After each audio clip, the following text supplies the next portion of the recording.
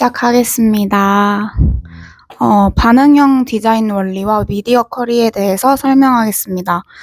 우선 반응형 디자인이란 웹페이지가 모든 화면 크기와 해상도에서 잘 보이도록 하면서 사용성을 유지하는 디자인 접근 방식입니다. 요즘에는 다양한 멀티 디바이스들이 있는데요. 휴대폰부터 스마트워치까지 이런 다양한 멀티 디바이스에 따라서 웹 콘텐츠가 화면에 맞게 자동 조정되도록 하는 것입니다. 이 반응형 디자인은 별도의 기술이 아닌 디자인 철학이라고 볼 수 있습니다. 그러나 HTML은 이미 기본적으로 반응형인데요.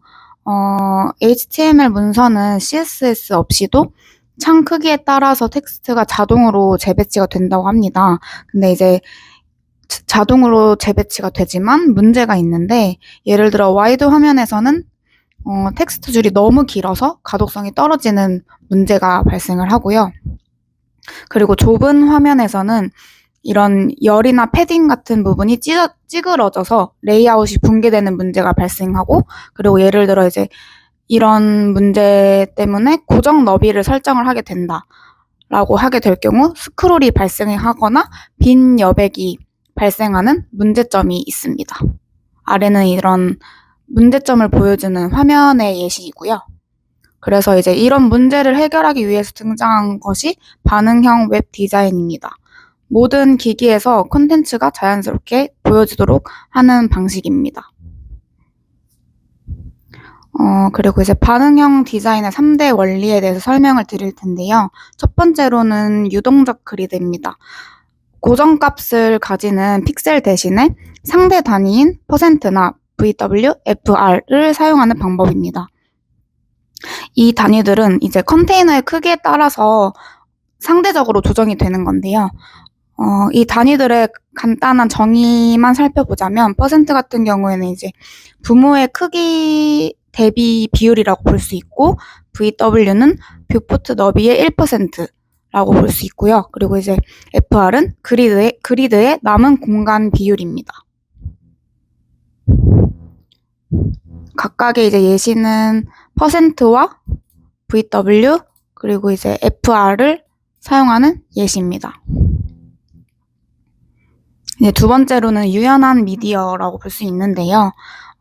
이미지와 미디어 컨텐츠의 크기를 상대적으로 조절하거나 이런 맥스 위드 속성을 사용해서 최대 너비를 지정해가지고 이미지와 미디어가 부모 요소의 크기에 맞게 자동 조절하는 원리입니다.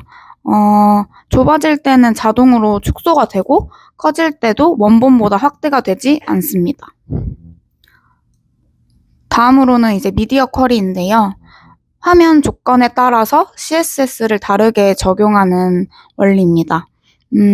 아래 미디어 쿼리는 보통 이렇게 사용이 되고, 여기 미디어 옆에 조건을 주게 되는데, 주요 조건들은 아래와 같습니다. 맥스 위드, 민 위드, 오리엔테이션 같은 경우가 있는데, 예를 들어 위 코드를 보면서 설명을 드리면, 맥스 위드 768 픽셀 같은 경우에는 768 픽셀 이하에서 이런 스타일을 적용을 하겠다라고 보시면 될 것 같습니다. 다음으로는 브레이크 포인트라고 흔히 알고 계시는 분기점인데요. 이 분기점은 레이아웃이 변경되는 지점입니다. 그래서 따라서 요즘에는 크게 모바일과 태블릿, 데스크탑 3개로 이루어져 있는데, 모바일은 0에서부터 767 픽셀, 태블릿은 1023, 데스크탑은 1024 이상으로 볼 수 있습니다. 이 분기점들은 어떤 특정 기기를 기준으로 하는 게 아니라 레이아웃이 깨지기 시작하는 시점을 기준으로 설정하는 것이 좋다고 합니다. 미디어 쿼리를 사용할 때 일반적인 접근 방식은 요즘 모바일 우선 디자인이라고 하는데요. 작은 화면부터 디자인을 하고 큰 화면으로 확장을 하는 접근 방식입니다. 그래서 기본 스타일을 모바일 기준으로 작성을 하고 큰 화면일수록 추가 스타일을 점진적으로 적용합니다. 따라서 불필요한 스타일 중복이 줄어들고 유지보수성과 성능이 향상됩니다. 다음으로는 이제 반응형 레이아웃 기술인데요. 반응형 웹은 유연한 그리드를 기반으로 콘텐츠가 자연스럽게 재배치되도록 설계를 하는데, 이런 것들을 쉽게 구현하기 위해서 다단 레이아웃, 플렉스박스, CSS 그리드 같은 레이아웃 기술들이 기본적으로 반응형 특성을 지원합니다. 첫 번째로 다단 레이아웃 같은 경우에는 이런 어떤 글이나 컨텐츠 같은 것들을 여러 열로 분할해서 가독성을 유지합니다. 브라우저가 화면 너비에 맞춰서 적절한 열수를 계산을 하는데요. 이때는 이제 컬럼 카운트나 컬럼 위드로 자동 열 분할을 할 수 있습니다. 두 번째로는 이제 플렉스박스인데요. 한 축, 가로나 세로를 기준으로 아이템을 자동 정렬 배치할 수 있는 방법입니다. 남은 공간을 조금 말 그대로 유연하게 분배를 해서 중앙 정렬이나 비율 조정 등이 쉽습니다. 보통 플렉스박스는 1차원 레이아웃에 적합합니다. 세 번째로는 그리드입니다. 이 그리드 같은 경우에는 이제 행과 열을 동시에 제어할 수 있는 2차원 레이아웃 시스템에 적합합니다. 따라서 이제 그리드는 플렉스보다 복잡한 페이지 전체나 대시보드 구조에 적합합니다. FR 단위를 사용해서 남은 공간을 비율로 분배 가능합니다. 아래 이제 예시를 살펴보면 1FR 크기의 트랙 3개가 있는 그리드 컨테이너를 생성한다 라고 볼 수 있습니다. 다음으로는 이제 반응형 이미지입니다.